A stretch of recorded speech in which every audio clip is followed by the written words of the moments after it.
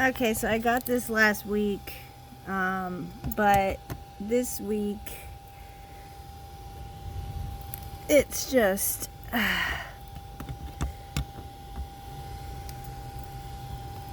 it's just not wanting to budge. And it's just eating the metal off of it.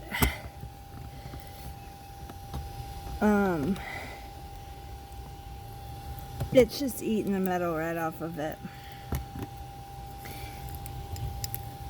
So it's not moving anyway. So I can't do the filter. This is the only hose, the only spigot.